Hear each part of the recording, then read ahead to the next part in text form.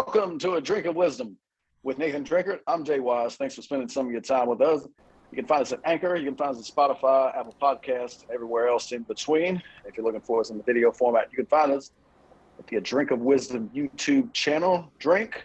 Been a long road of hanging out in cars and basements and hotel rooms and families' houses, and I can go on and on. Train stations, airports. I'm just playing. We wasn't in any of those, but you get what I'm saying. But we got some roots now. But anyway, it's great to be here with you, man. It's great to be here with you as well. Listen, you named all those places. At least we're not on the Russia and Ukrainian border. But listen, glad to be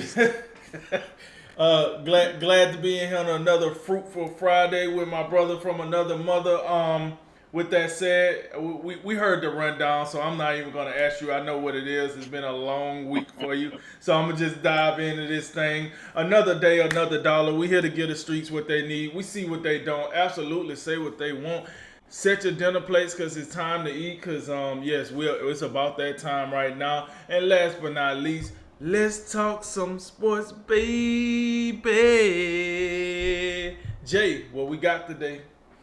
I just have to say, he's right about the Russia-Ukraine border. That is the truth with the gravy on it, as he likes to say. But anyway, this is episode 43, and we'll talk Lakers, Clippers, NFL COVID protocols, and the Art Browse Sega down at Grambling State. But we're going to start with the Memphis Grizzlies and the Boston Celtics. Boston continuing to stay hot. They beat Memphis 120-107 behind the birthday boy, Jason Tatum, 37 points on 14-25 shooting. In the absence of Jaylen Brown, who rolled his ankle a couple nights ago, but they get big contributions up and down the starting lineup. Al Horford had 21, Marcus Smart with 18, and as usual, Robert Williams doing it at both ends with a double-double. The Grizzlies, John Morant did score 38 points after a really, really slow start. They get 20 from Jaren Jackson, 17 from Desmond Bane, but a difficult shooting night as Memphis just 42% from the floor and 33% from the three-point line. They were behind seemingly the entire second half and never really were able to make a serious push as far as I can tell. Drink, what were your takeaways for both teams? Well, I would say my first takeaway, overall for this game, I thought it was a pretty good game between two contenders on their respective conferences. The Memphis being number 3 in the West right now, and the Celtics being, I want to say, 4 or 5. They are 5. 5. So both of these teams are fighting for placing within the top of the conference. But I guess what I want to start off with is this. I know a lot of people, when we did the last show and we talked about the Boston Celtics in the last show and we talked about their win streak going into the All-Star break and then kind of coming out of the All-Star break, it was a lot of talk that, hey, the Celtics are on a win streak, but they're not beating good teams. I think I heard Charles Barkley say that, actually. And he was like, the teams that they're beating are not good. So it's kind of hard to evaluate this win streak. Well, beating the Memphis Grizzlies, I think, is a good win. I don't know how you feel about that, Jay, but I think so far Memphis has shown to be one of the better teams in the league. I don't know what they'll do in the playoffs, but as far as the regular season goes, they have shown to be one of the better teams in the league. They have shown they got one of the better players in the league. Definitely one of the better point guards in the league. Probably I think I can safely say the most exciting right now point guard in the league right now with John Morant. They pretty much handled this game. As you said in the lead-in, it got to the second half. It was times where Memphis seemed they was gonna make a run, and Jason Tatum just shut the door every time. I thought with Boston being at home, you could kind of see the crowd was getting a little worried and restless. But I thought Jason Tatum did a fantastic job of taking leadership, taking ownership down the stretch, making key shots. A couple of he only went 2 for 7 from the 3-point line, but I remember vividly one of those threes he made in the fourth quarter during that crunch time when the Grizzlies seemed like they was gonna come back. He made the three, turned around, blew a kiss to the crowd, threw up the three, so he was feeling it. The crowd was feeling it, and that was pretty much the door being closed on the Memphis Grizzlies as far as that game went. But with that said, I looked at Memphis, and I know you mentioned that that Ja Morant had a slow start, and he did. But as you see, he ended the night with 38 points. So I mean, you kind of say, dang man, if that's Ja Morant's slow night, then I want more of him. He almost go for 40 on a slow night. Let me see what he do on a regular night. But I think what's most important is we know what Ja Morant been bringing, but you always have to ask yourself, okay, Ja Morant is the star. Got it. Now, what the role players going to do? One of which, Jared Jackson Jr., he came in here, he dropped 20 as well. Desmond Bain dropping 17. Listen, I know Steven Adams, the journeyman at this point, but I do expect a little more than 4 points in 26 minutes. Listen, Adams, we ain't asking a lot from you out here. 8 to 10 points a game. We ain't asking a lot, I don't think. Double-digit rebounds would be nice. We only asking for, 8 points, 10 rebounds, couple of assists, sprinkle a little of that. You know what I'm saying? I think we got to get a little more out of Steven Adams. But listen, at the end of the night, I always tell you this. I can't be mad at a team that lose to another competitor on a Thursday night in Boston. It is what it is. Like, you're going to lose some of these games. You play 82 games, you're going to lose some. I don't think any less of Memphis after this loss. I do think a little more of Boston after the win, though. I'm not gonna be mad. And the reason I'm gonna say that is because it's credence to be made about the relationship between Jaylen Brown and Jason Tatum. You said it in the lead-in. Jaylen Brown, he's out with either it's like a hamstring or a calf or something like that. He's out with injury. I felt like when I watched Jason Tatum play last night, he was like, "This is my team. Everybody know what's up. I'm the guy that's going to touch the ball." It was just an understanding from what I seen last night of when I'm in here, I'm going to control the show. Hey, Marcus Smart, do what you need to do. Al Horford, do what you need to do. Hey, Robert Williams, keep getting the rebounds for me, big fella. And then, off the bench, Kobe White, Grant Williams. Listen, I told you I like that Kobe White pickup. And until he got hurt last night, Derek White. Why I said Kobe White? I'm thinking about the guy from Chicago. You're thinking of the Bulls, yeah. Yeah, the guy from Chicago. I'm sorry. Derek White, I'm sorry. I told you I liked the Derek White pickup. I thought last night he was fantastic in his short time, off the bench. He did get hurt in that fourth quarter. But as you see, the Celtics didn't necessarily need him to close out the game. I hope whatever happened to him, he'd be able to come back later because I think they're going to need him. Because, like I said, I really like what he brings off that bench. He brings that second and a little toughness. And I think the Celtics really needed that. After watching the Celtics last night, man, I'm going to tell you, I was a little skittish about them. I still, I almost put them on fraud alert. But I think if you can give me more of this, I think they could be somewhat legitimate, and then we could talk about if Brad Stevens really deserved that job, and if Udoka, the head coach know what he got right now. But I'm gonna tell you like this, Jay, and I want to say this, like now on why we on record. If Jason Tatum keeps playing like this, I think they're gonna have to trade Jaylen Brown. I'm sorry, but it don't seem like it worked when they're both on the court together. I don't know what it is, but they seem to play a lot better when it's either or. Because when Jaylen Brown was the only guy playing with Jason Tatum out, the Celtics looked good. Tatum come back, they go up and down. Brown go down. Now they looking, pretty doggone decent last night, I thought. I thought they looked pretty good. So, like I said, those was my takeaways, but my biggest takeaway is this. They might have to figure out something with their 2 stars. I know they can get some stuff back for Jaylen Brown. Let's not be shut coy here. They can get something back for Jaylen Brown. So with that said, I thought Boston is, in a better place today for winning the game. I don't necessarily think Memphis is in a worse place for losing the game.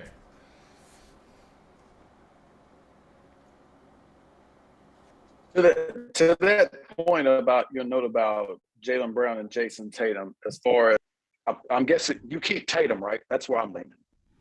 That's why I say Jaylen Brown probably most likely going to trade market. Yes, you keep Okay. it. Yeah, and I haven't been. I wouldn't have been so. I wouldn't have said that because I'm not ready to. But I have been thinking it, and definitely you watch how they played last night for Boston. I think that's the most impressive Boston performance I've seen in quite a long time. And it was striking in the sense that they're missing, obviously, their second best player, and on any given night, their best player. Because Jaylen Brown can do everything. He can do everything well.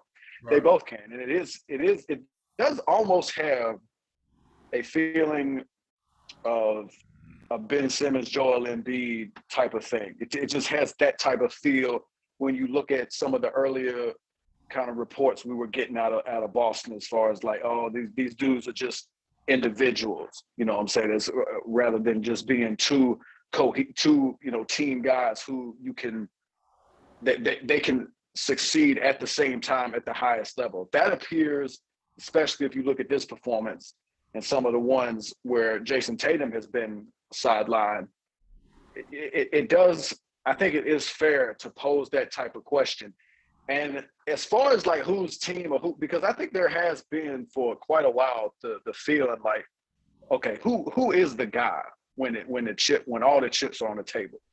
Is it Jason Tatum or Jaylen Brown? I've always leaned Jason Tatum because I think he just gives you a little bit more on the offensive side to where he's a little bit tougher to defend. I mean, the guy's size and length and ability to put the ball in the hole from anywhere with just a variety of moves. I mean, the guy's one of the best scorers in the league. And for that reason, I would lean Jason Tatum, even though Jaylen Brown is a fantastic player in his own right. So, the thing about last night for Boston, even though Jason Tatum was excellent, I really thought it was the others that really were impressive. When you got Al Horford giving you 21 and 15, and Marcus Smart with 18 and 12 in the assist column, Boston can do something. If those guys are going to do that, I don't know if you can expect that on a nightly basis, but it does seem when Boston knows clear on who the guy is, everybody else can just fall in line and follow. Mm-hmm. And that's what I kind of saw last night. I thought Boston offensively was fantastic. I thought they shared the ball. The ball move was tremendous. And I really thought they locked in defensively. And you look at what they put on the floor, and by the way, and this is with Jaylen Brown. When you can roll out Marcus Smart, Al Horford, and Robert Williams, I mean, those guys, to me, maybe Horford to a lesser degree, but I think defense with all of them first. Marcus Smart's reputation is defense. Robert Williams, his ability to alter shots at the basket and just his athleticism.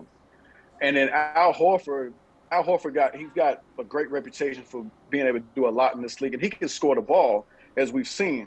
But his ability to be an anchor and his defensive versatility is still something. I mean, we're seeing. I mean, when you watch Al Horford last night and you think about his time in Philadelphia, you would have thought the dude was cooked the way they was operating him with Joel Embiid. He still got plenty of juice left. And his shot was falling for him last night. That's another thing about him and Smart. I mean, they combined for 8 threes. I mean, if you get 8 threes out of those two guys, and you don't think three-point shooting the first thing with them, that's something you got to take into account. So, man, those 3 guys were fantastic. And Robert Williams can make a big impact, and he doesn't need a lot of shots to do it. That's what I love about Robert Williams, the way he impacts the game, but you don't really have to run plays for him. I mean, you could just throw the ball up to him. He's going to throw it down. And then he can get on the offensive glass and get putbacks. And, of course, he can what he can do defensively with blocking shots. So even with Jaylen Brown being out, they still have some really good pieces. And if they could figure this out to get Brown and Tatum working together at the same time, that starting five is something to be reckoned with. And the bench, I'm still a little bit skeptical on this bench, but I did like what I saw from Derek White last night. He definitely gives them a little bit of juice. He's got his ball handle ability. I think is a little bit better than Marcus Smart. He can actually come in, initiate the offense more often than not. Because Boston, typically, they're going to go through Tatum or Brown. Marcus Smart's a little bit of a non-traditional point guard. So, and then I really think another guy, I mean, you got to look at Grant Williams and what he was able to provide in this game. He should be commended for what he's able to do. Not the most flashy guy. He's a classic guy who was just a great college player, and he's an NBA role player. But he played his role to perfection. He was great from three. And the lineup they ended up implementing with both Williams and Horford a little bit. I mean, you don't see with three guys that big playing a lot of minutes together, and they made it work. So I think I was really impressed with Boston. I don't think it doesn't move the needle a ton, because when you talk about this winning streak and you look at who they've beaten, not a lot of impressive wins. This is definitely one of their better wins, but at the same time, as much as Memphis has been really impressive so far, and they're only a half game behind Golden State right now, you have to look at them and say, how serious are they? How much do we believe in the Memphis Grizzlies at this juncture? I got some questions, and I think part of it is like, man, they just, other than Ja Morant and Jaren Jackson can play, and Desmond Bane's capable of getting red hot from three, but if you get the feeling, if Ja Morant doesn't light it up and be great, you feel like they're going to have trouble scoring. And that's what I saw in this game. Like, they really had a lot of trouble putting the ball in the basket. And, you could talk about, I think Steven Adams was dealing with, I think he tweaked his ankle in this game. So he was out for a little bit, even though I think in that amount of time, you definitely like to see a little bit more from him. But, I think Ja Morant took way too long to get into the game, and Desmond Bane took way too long to get into the game too. And Jaren Jackson was, he was probably about on par with what he gonna give you, but they lack firepower. To me, like when you look at Boston with all their players on the floor, you got a lot of different guys who can go off for big nights. Memphis doesn't have a lot of offensive options to me, and I think come playoff time, in a series, when teams game plan and they get the same thing every night and they know what to expect, you're going to see some things from some game plans that I think that are really going to cause Memphis to have problems scoring. And I think Boston provided a little bit of a blueprint last night of how you deal with Morant. And I know that sounds crazy given he dropped 38 points, but it did take a lot of shots. Took him 29 shot attempts. And Boston really, I thought what they did was they made a point to say, hey, we're gonna give you some threes, and he ended up making a few in the second half, especially. But you can just tell that's not his strength, and they were playing him so far off that, I mean, when the defender that's guarding you is about at the free throw line and you're standing behind the 3-point line, that just makes it all the more difficult to do what you want to do at the basket. And I thought he had a tough time with that, even though he persevered and he kept going, he never quit. And I think the way he finished the game was he should be commended for that. But because I feel like Memphis is limited somewhat in what they can do on the offensive side. And you look at some of the numbers, they do a lot of the dirty work well, the second chance points. They get out in transition, they run the floor. They do a lot of those things really well. But come playoff time, when the game slows down and you have to execute in the half court, at this time, I think from what I saw last night, I think they're going to have some problems. So despite the fact that they're in third place in the West and they right on the doorstep of the number 2 seed, and they go back to that little contender-pretender thing. And I think I had Memphis, and I said they was a pretender. And it was because I just haven't seen enough just yet. They do have some playoff experience. We have to give them that. But I still think they're flawed enough to where I think they will have trouble in their first round matchup, whoever they play. And look, Boston, time will tell, but the East is so loaded, man, with Miami, with Milwaukee, with Philadelphia. and perhaps Chicago as well. Boston, I love how they played last night, but you got to think, if they're at their best when one of their stars sits, that doesn't bode well, because I don't think they can win. The only way they can win at the highest level is with both of those guys playing together at a high level. I mean, I don't think Jason Tatum or Jaylen Brown by himself, with your next best player being Al Horford or Marcus Smart, I don't think that's quite enough.